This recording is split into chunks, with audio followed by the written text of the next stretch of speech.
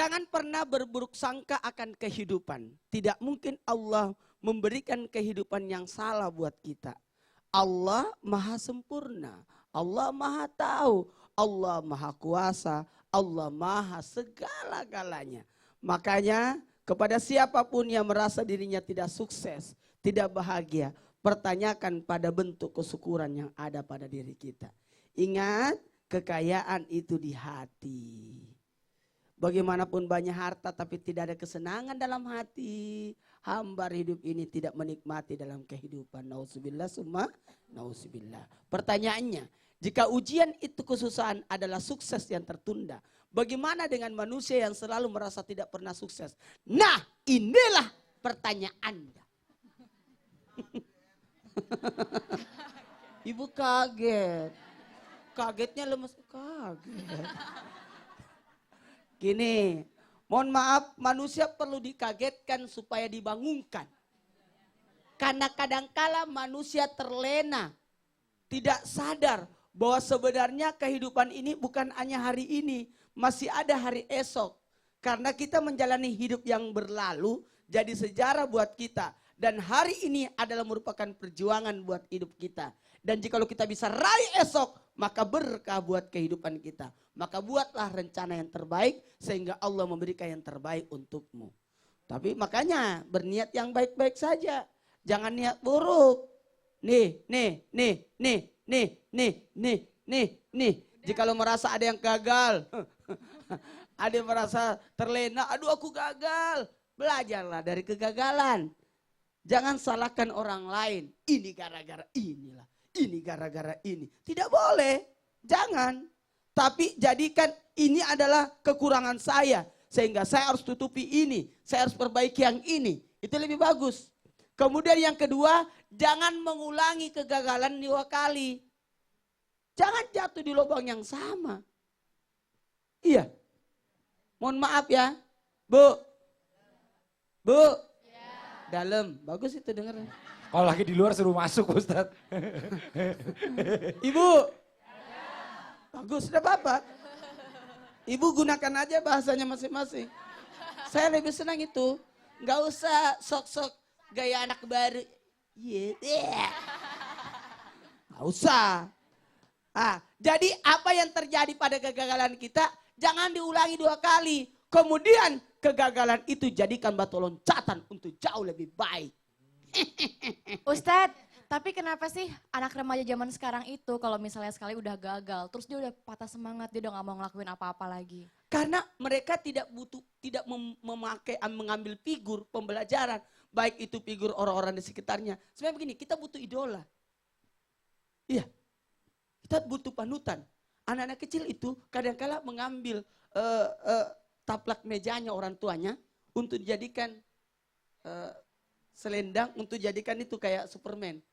Superman. Anak tetangga saya juga gitu Ustaz. Itu keredongan namanya. Ngambil selendang, Ya. anak tetangga saya terus langsung jamaah Gitu. gitu. Rupanya idolanya Ustaz. Bisa jadi. Iya. Ya ampun. Dan gitu. Jadi sebenarnya anak muda itu perlu sosok figur. Betul. Makanya orang tua jangan pernah melepas anaknya. Nah, nih Pak Ustadz nih, Kontrol. buat ibu-ibu juga yang merasa dirinya udah capek, nggak boleh begitu Bu. Nggak boleh. Walaupun udah tua tuh tetap bisa harus semangat, olahraga. Coba Dokter Ija sini sebentar, kasih contoh gerakan ibu-ibu itu pagi-pagi yang bikin sehat gerakannya. Coba, nggak Jadi bikin ngantuk. dokter Rizal diundang ke sini buat gerak olahraga. Coba dulu. Nih Oh, contohnya gitu. gimana Dokter Satu, Rizal? gimana? Belum kasih contoh ibu-ibu udah pada melotot Bu. Jangan Bu, melotot. sadar. Sadar Ingat ya Bu suami. ya. Bu, Ingat liatin suami. gerakannya, jangan orangnya. Saya kira Sebentar. Ustadz jago ya kalau masalah gerakan olahraga ya Ustadz ya. Pantasan selalu semangat ya.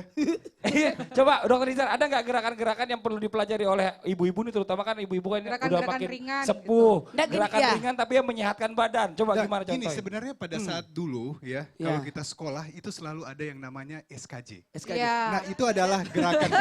ya. Nah sebenarnya nggak harus gitu Ustadz ya.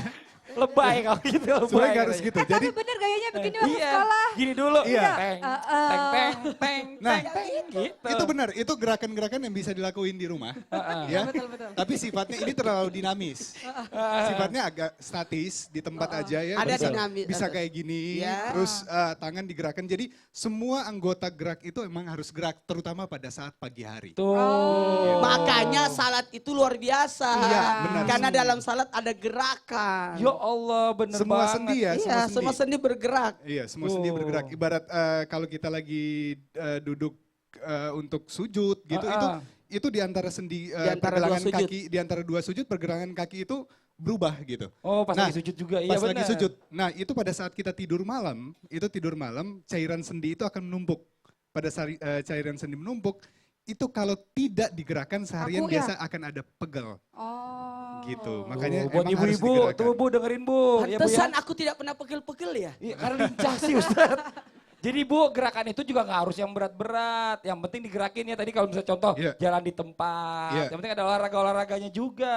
Bener, kepala juga bisa. Jadi sebenarnya mulai dari kepala sampai kaki. Ah. Olahraga Bener, muknya bener, muka bener. kan senyum. Oh ya Allah. Sebentar. Nih kita kembali lagi nih ke tema kita hari ini nih. Iya. Kita ngobrol-ngobrol sama dokter. Dokter Rizal. Dokter Iya. Rizal kan waktu kecil ini memang memilih untuk jadi dokter. Waktu kecil, Ah, waktu kecil ini. Waktu Apa? kecil dulu apa memang kemauan dari orang tua ya untuk jadi Kondisikan dokter? untuk jadi dokter. Alhamdulillah dua-duanya. Oh, Alhamdulillah berarti dua-duanya. keluarganya Sebenarnya dokter waktu dong. itu enggak ada dokter sama sekali. Oh, belum basically. ada. Iya, enggak ada. Cuman pada waktu itu ada dua pilihan. Apa tuh?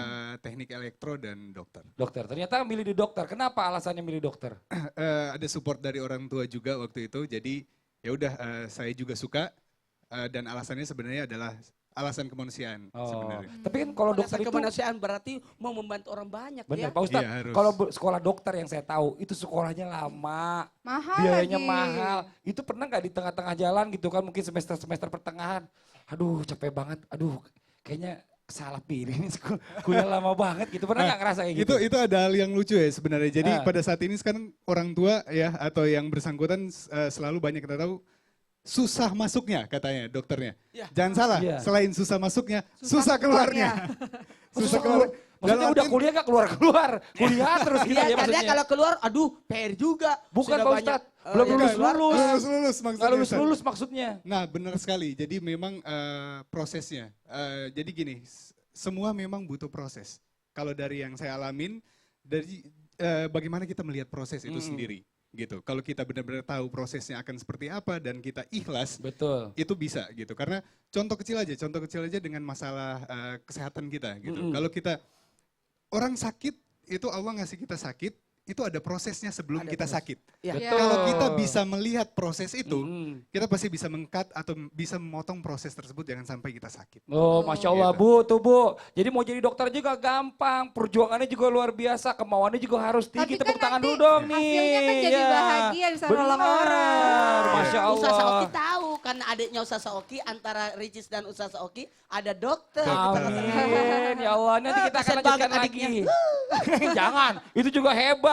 Enak aja Pak Ustadz. Nanti kita akan lanjutkan lagi ya jamaah yang di rumah. Setelah ini kita akan mendengarkan tausiah dari Ustazah Oki tentang bagaimana bersusah payah sebelum kesusahan dengan keikhlasan hati. Ini kita perlu tahu nih. Jangan kemana-mana, tetap di Islam itu Indah. Jamaah! Oh jamaah! Alhamdulillah.